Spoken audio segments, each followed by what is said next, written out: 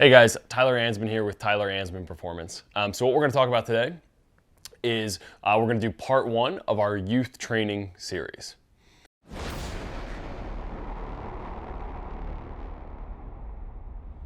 All right, so I think kind of one of the maybe misconceptions about youth training is basically that they're just little adults, and that's really not the case. And youth training is a kind of criminally underrated piece of the training puzzle, because you can kind of set kids up for success, set them back, or kind of completely get them out of the sport. And there's a couple ways kind of that this happens.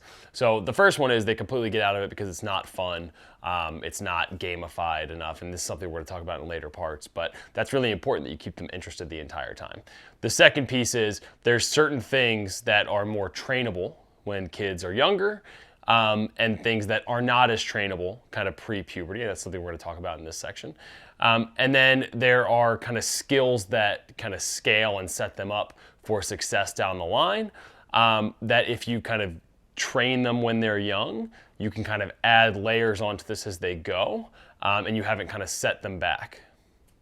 So I think one of the really kind of common issues when we talk about kind of youth training and youth athletic development in general is that there are things that will set athletes up for success as they grow, mature, and age, that are not necessarily going to lead to success in the short term. But I think we can kind of all agree that being the best 8, 9, 10, 12, 13-year-old is not nearly as important, cool, or helpful as being the best kind of 18, 19, 22, 23-year-old, where you're kind of really setting these kids up for being able to kind of be in the game long term and really kind of realize their kind of maximum genetic potential.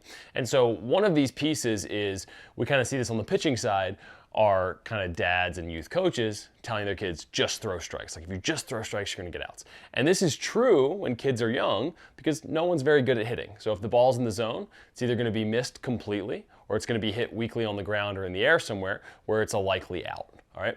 As they age, this is no longer going to be the case. Merely getting into the zone becomes a recipe for disaster in terms of, how much damage hitters can do as they progress. So this is not a good way to set kids up for success, because what kind of happens is, while command is absolutely an important piece of this puzzle, if we kind of make these kids adapt to just throwing strikes and not throwing hard in any way, just kind of lobbing the ball in there, that's kind of what they're going to set themselves up to do down the line. They kind of need this early exposure to learning to throw hard, right? We know that when guys throw harder, right, especially at the higher levels, we see improvements in off-speed, right? Velocity is kind of a rising tide that lifts all ships. So we see off-speed improve. We have more flexibility in the zone. We can miss kind of in meatier parts of the zone and still not get hurt as badly because there's less of an opportunity to do damage when the ball's coming in much faster. You have to make a quicker decision, all right? We see batting average go down. All right, and then we see kind of range. If we talk about kind of position players, we see their range improve, right? You can play deeper. This is what we're seeing with kind of like these crazy shifts. Guys can play very deep in the hole because they can make the throw from anywhere because they throw so hard. So that's kind of a really important thing. And then on the hitting side of things, what we see is, we know that hitting the ball in the air, or certainly a line drive, are kind of like the ideal outcomes, but that doesn't always scale at it doesn't always work out at the lower levels, right? If you just put the ball in play, which is kind of the equivalent of saying just throw strikes, if you put the ball in play, right, you're likely to kind of be safely reach base, right? Because the fielders are not very good, the arm strength isn't very good, all of these kind of skills haven't quite come together yet, right? So if you hit the ball on the ground and put it in play, something good is likely to happen for your team when you're very young. However, as you age, you've kind of trained yourself to swing down on the ball and beat the ball into the ground. Fielders get better, arm strength gets better, all of these things. And so we kind of know from kind of the stats that are being kept on this, that slugging percentage greatly increases when we hit the ball in the air as opposed to on the ground by about twofold.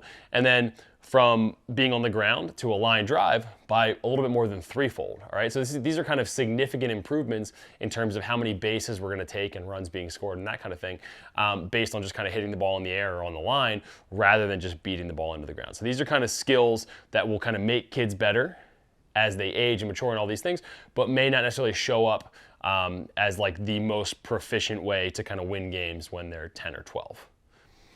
So kind of one of the other important pieces to realize here is not just that these are skills that are going to kind of help them grow and stay in baseball and progress as they go. Also, we have kind of these relevant things that we can train when they're kind of different ages, all right? And so we know from kind of like widely accepted long-term athletic development models that basically there are windows of adaptation or opportunity, okay? And so when boys are 7 to 9 or 13 to 16, we have this opportunity to develop speed. So when we have these young athletes, we really want to make sure we're doing things fast, all right? Because there's a real opportunity here. There's a minimal opportunity for hypertrophy, right? So they haven't hit puberty yet. We don't have these kind of higher levels of anabolic hormones where we're going to be able to make kind of meaningful gains in muscle mass at this point. So it's not really something that's worthwhile to pursue because it's not going to happen. What we can work on are patterns and kind of learning these basic movements that we're going to load heavier and kind of more intensely as they progress through kind of their training development. All right, so practically what does all of this mean and how do we kind of do it in-house here? So one of our big things, we throw fast 1 to 2 times a week. 1, the guys love it, it keeps them engaged. 2, again, we have this opportunity to develop speed, right? So limb velocity is a super important part of this kind of early stage development. And so we're gonna take full advantage of that and throw hard.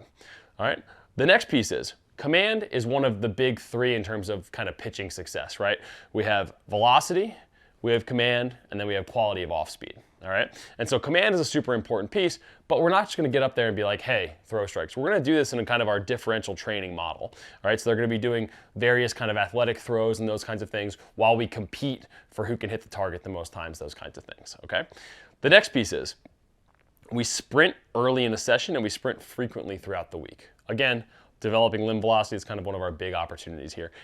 The next piece is, we jump frequently and we do it in different vectors, all right? So we use a lot of different jump variations. We work on kind of landing from awkward positions. We work on jumping in all planes. And again, we make this competitive and we do a lot of these things at full intensity. All right, the next piece is, we throw implements far and hard. So think kind of medicine balls, things like that. Again, we're gonna make this competitive. We're gonna make it a fun time. We have this opportunity to develop kind of limb velocity. We're gonna do it. We use isometrics to kind of train these difficult positions kind of statically before we'll ever kind of make these things dynamic when we're trying to kind of learn these basic kind of big movements and core kind of movement patterns in the gym. And the last piece is we're going to load conservatively, right? We know there's not kind of this massive opportunity for these huge strength gains because muscle mass is going to be limited. So there's a neurological component to strength as well, absolutely. But we're going to load conservatively here because there's plenty of time to develop strength, and it's a very simple thing to do. All right, so thank you for watching this video. If you liked it, please like and subscribe.